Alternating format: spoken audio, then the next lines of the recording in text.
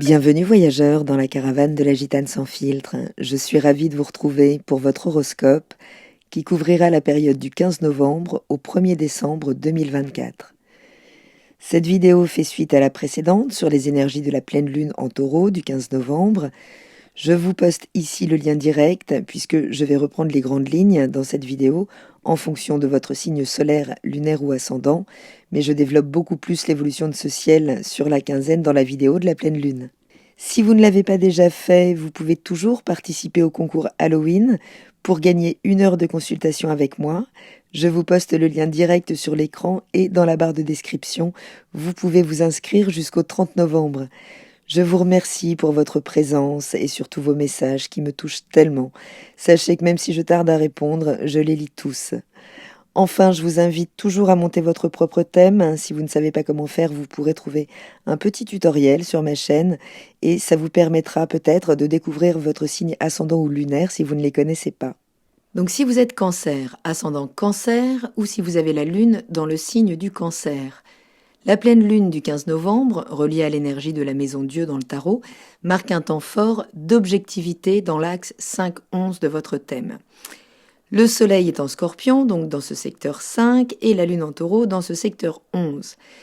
Donc cher Cancer, eh bien cette pleine lune-là, elle pourrait vous faire balancer entre votre secteur 5 qui crie « Je veux de la satisfaction personnelle maintenant, je veux du plaisir, je veux de l'amour, je veux créer », et le secteur 11 qui vous rappelle que vous avez des engagements à respecter, que ce soit dans vos réseaux amicaux, au sein de vos projets collectifs, ou dans vos projets à long terme, et que ce n'est pas le moment de tout laisser en plan.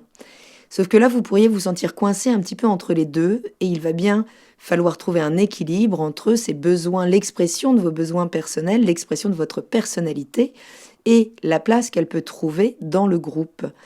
Cette pleine lune, elle vous invite à réfléchir à comment vous exprimez votre personnalité pour construire votre avenir, comment votre richesse intérieure trouve sa place dans le groupe, dans la communauté, et surtout, comment elle s'exprime, cette richesse, dans vos idéaux et dans vos projections à long terme.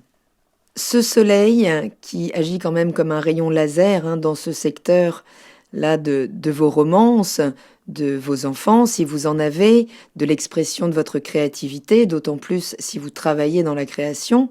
Ce soleil, il est soutenu par Neptune, qui rétrograde en Poisson dans votre secteur 9, tout 2024.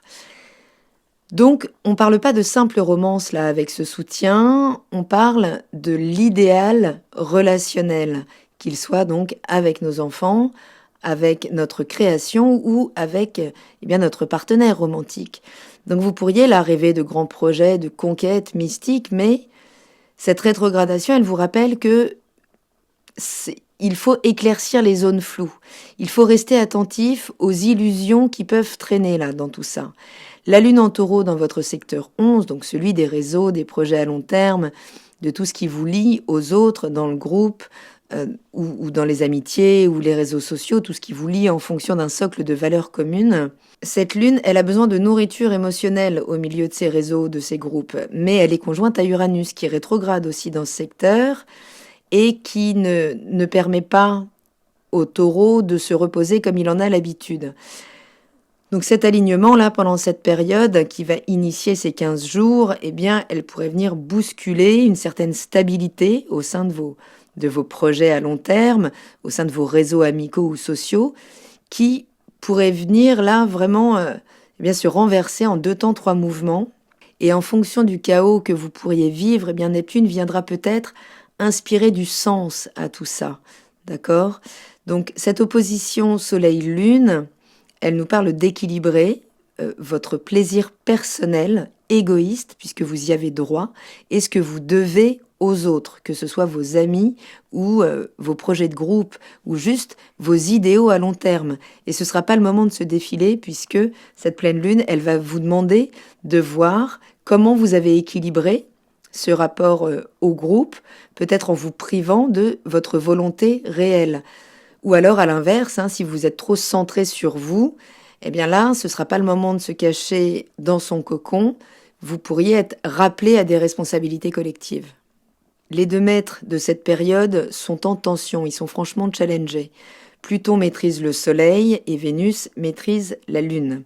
Or Pluton, qui est vraiment sur les derniers degrés du Capricorne, qui s'apprête à libérer cette tension qu'elle fait sur votre signe quand même depuis un certain nombre d'années, dans la relation, vraiment.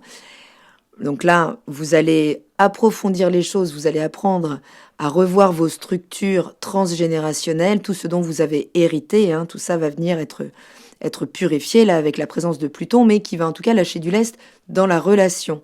Et là, il est en opposition avec Mars, qui est en Lion. Donc cette opposition, elle se défait, cette tension, cette confrontation entre ces deux astres hyper puissants est en train de se défaire, mais elle est encore active et surtout, eh bien, elle reviendra se former d'ici peu, puisque Mars a quitté là votre secteur, il est maintenant dans votre secteur 2, donc il nous parle d'argent, d'avoir, de sécurité, de valeur. Donc si vous vivez encore des conflits autour de l'argent qui impliquent la relation, qui impliquent les rapports de pouvoir au sein de vos relations, eh bien ça pourrait faire des étincelles quand même à ce moment-là, puisque Mars veut tout clarifier. Mais en Lion, il clarifie un peu haut et fort.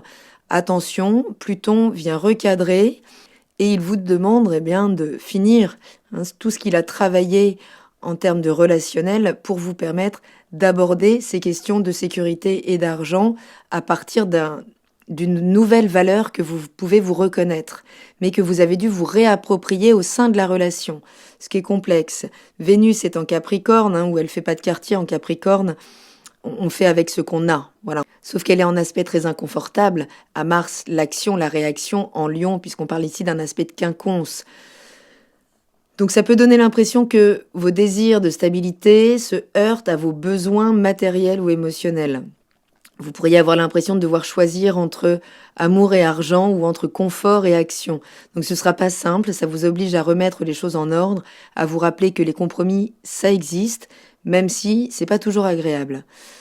Donc si vous avez le soleil en Cancer, eh bien cette pleine lune, c'est un gros coup de ménage peut-être, dans vos engagements collectifs, dans vos réseaux amicaux, dans vos projets à long terme et vos plaisirs personnels, votre rapport aux enfants, votre créativité. Donc si vous vous sentez coincé entre les deux, ce sera le moment de faire un choix, mais des choix clairs.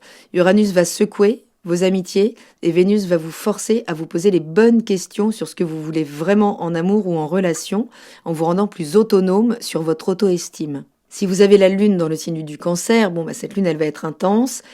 Vous pourriez vous sentir vraiment tiraillé entre votre besoin de confort et l'appel de vos responsabilités sociales ou amicales. Donc attention à ne pas tout sacrifier au nom du collectif ou de vos réseaux. Il est temps de réévaluer vos priorités, de vous repositionner, de voir ce que vous voulez vraiment garder, que ce soit dans vos amitiés ou dans vos engagements à long terme. Et si vous avez l'ascendant dans le signe du Cancer, eh bien là, c'est le moment de clarifier ces relations une bonne fois pour toutes, de prendre plus d'autorité aussi dans vos relations, de revoir vos priorités, que ce soit dans votre carrière, dans vos ambitions ou dans vos relations amoureuses. Les tensions financières ou émotionnelles peuvent monter là, vraiment, c'est pour vous pousser à vous aligner avec ce que vous désirez vraiment, égoïstement, et y faire une place. Donc je vous invite à prendre de quoi noter si vous voulez voir comment évolue un petit peu ce ciel en fonction du signe du Cancer pendant cette quinzaine. Dès le 16 novembre, le lendemain de cette pleine lune, qui annonce quand même des tensions, la lune entre dans le signe du Gémeaux, dans votre secteur 12 où elle active Mercure en Sagittaire, secteur 6 opposé à Jupiter rétrograde, dans ce secteur 12 aussi. Et le secteur 12, c'est celui des choses bien planquées à notre conscient. Donc c'est loin dans notre inconscient, ça peut être en coulisses, ça peut nous être caché de différentes manières, et ça active Mercure en Sagittaire dans le secteur du quotidien, du travail, de la routine de vie, de la santé.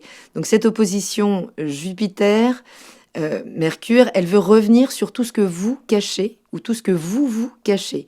Autant dire que la petite routine tranquille quotidienne risque d'être perturbée là par des révélations inattendues ou des choses que vous n'aviez pas vues venir ou qui peuvent se révéler à travers vous sans que vous l'ayez prévu non plus. Donc des secrets, des éléments cachés là qui peuvent surgir dans le quotidien, quelque chose qui traîne dans votre esprit depuis un moment, qui peut faire surface et chambouler votre routine de travail, de santé, d'organisation. Pas de panique, on affronte ce qui remonte, on fait le tri, ce qui est caché depuis trop longtemps doit enfin sortir, profiter de cette période pour vous mettre en retrait et faire un nettoyage mental et vous libérer de ce qui vous pèse.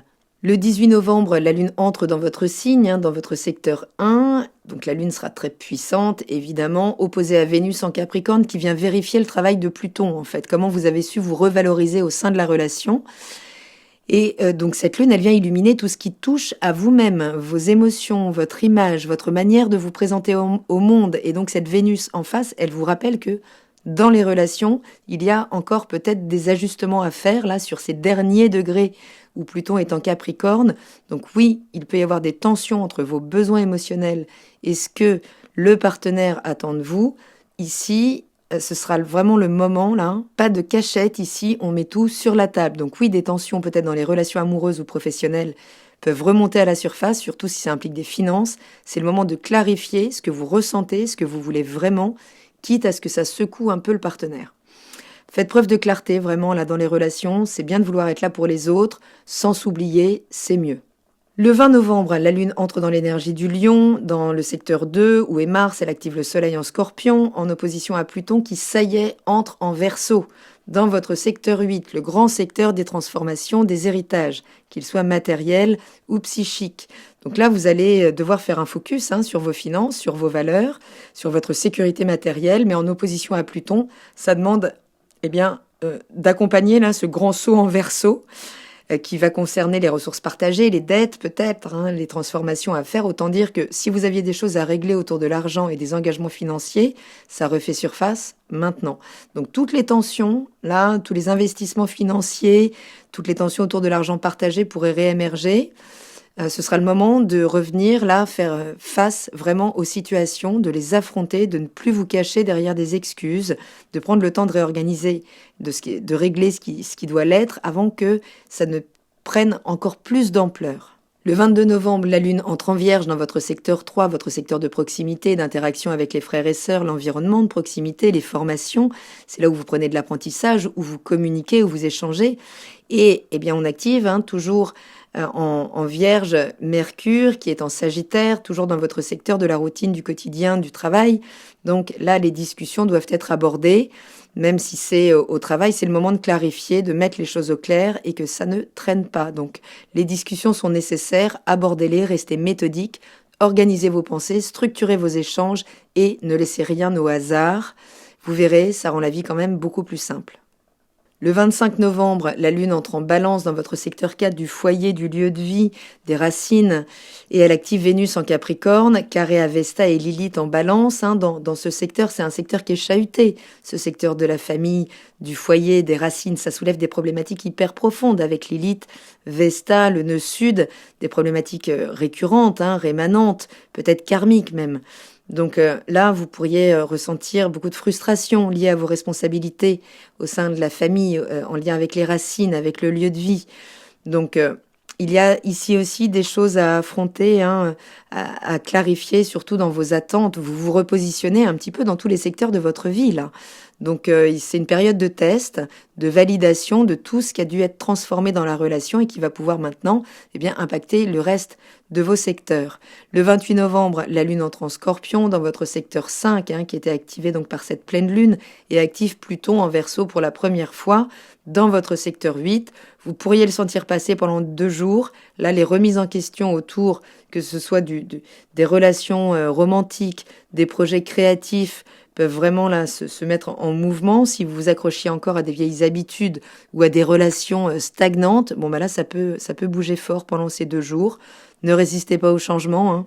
Si quelque chose ne fonctionne plus, il faut le laisser partir pour que quelque chose puisse émerger. Et ça nous amènera au 30 novembre avec cette nouvelle lune dans le signe du Sagittaire dans votre secteur du quotidien, de la santé, de l'hygiène de vie, de la routine de vie. C'est là où vous améliorez vos visions à long terme, peut-être aussi votre vision des choses. Mais attendez-vous à des retours de situation, des choses peut-être que vous pensiez avoir réglées avec l'opposition Jupiter-Mercure, surtout au boulot, puisque tout ce qui est resté flou doit être clarifié et il faudra vraiment savoir rester flexible, aller dans le détail pour faire des ajustements mais sans traîner. Donc ne cherchez pas à éviter les responsabilités puisque sinon elles vous rattraperont. Mars reviendra en Cancer bientôt, donc c'est très important de mettre un maximum de clarté dans cette période. Je vous embrasse, prenez bien soin de vous, je vous dis à très bientôt dans la caravane de la Gitane sans filtre. Salut!